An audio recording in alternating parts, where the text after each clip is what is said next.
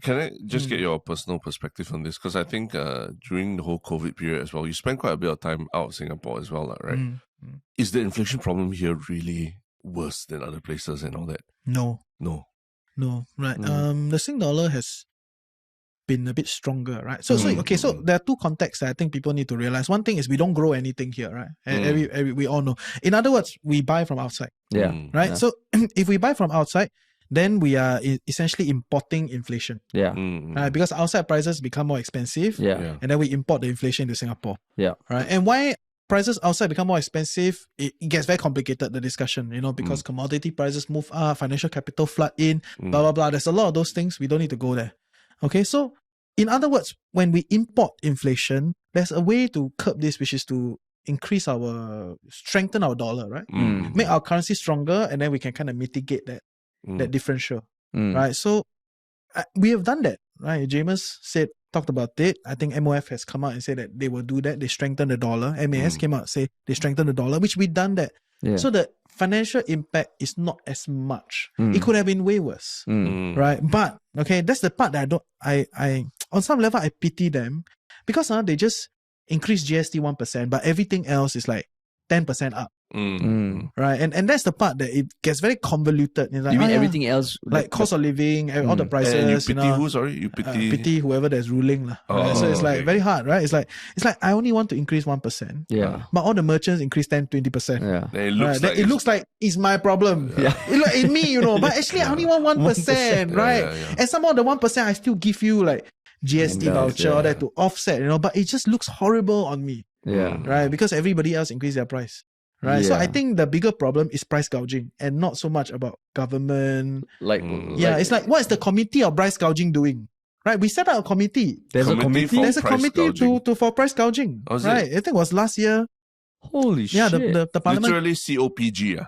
I don't know exactly what's the. Let me Google. There's a committee that is trying to like control price movements. Okay. Right, so it's recently set up only. It's just for this. Right, and I was like, what are you doing? That means you are not. There's not enough punishment, or there's not enough regulation to dampen, opportunistic price gouging. Right, so that is the bigger problem. In what places have you personally seen price gouging? Not your Cai Peng. Your Cai Peng store 10 cents more, 50 cents more. Where do you see? Cai Peng store got quite a bit more. You don't think so? It is some price Cai Peng store. Yeah. No, but okay. Let's be clear. The smaller merchants, right, they got no choice. They are really price takers. They are just pushing it down. Right. It is the people at the earlier part of the supply chain, your big traders, right, the people that bring in all the stuff, because we don't grow. So people that bring in, sometimes they grow and they also control the supply chain, and then they come in all the way. Right. So those guys. Everything compounds. Everything compounds. So there's that. And it's really more of the big boys, that I play. Your software companies, your loans, all those things. They are more. It's more of them than the Cai Peng auntie lah. Cai Peng auntie is like, supplier increase my price. I no choice. After 10 years keep increasing, I have to pass down. And that's the narrative with them, right? They're the small merchants. It's the big guys at the top. They are doing a lot of this kind of stuff. So we shouldn't be angry with the Cai Peng auntie lah. It's not their fault lah. I mean, you can be angry, you have all right. Can post on Storm to be up to you. Go for it. Can post on Storm when I get rice, one vegetable, one meat cost $9. Can post and on then Storm. Cannot pay with cashless payment. Only cash only. Wow. Poor Kelvin Name and Cheng, shame. I tell you.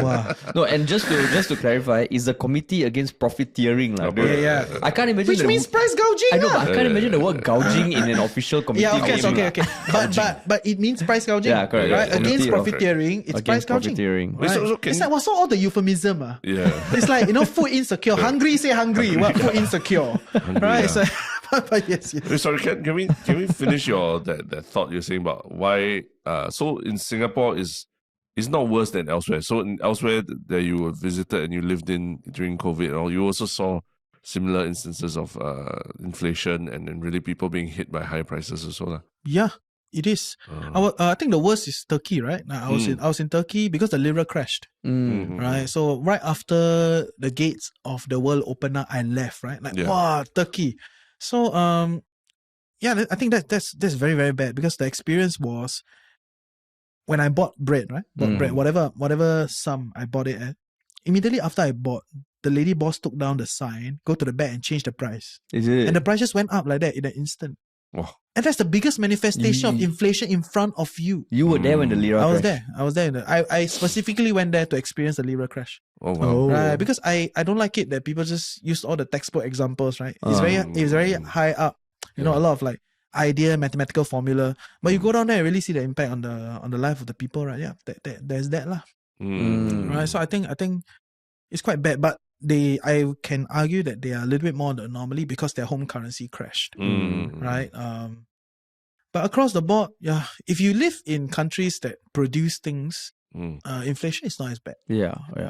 Especially when the rice futures move much lesser than the wheat futures. I don't know if you guys understand this thing. So essentially, all these commodities are traded on like financial markets, right? So they get financialized lah. Then all these financial people like speculate that shit out of them, right, to make money. So actually, the rice prices are more stable because a lot of the rice production is firstly in this part of the world, between Vietnam and Thailand. And at the same time, they are not tied into the financial market as much because they never do futures on those rice. There's no market for there is rice futures, but it's not as much as like the wheat futures. So you can think about it as all the wheat producers, right? They are tied into the financial market.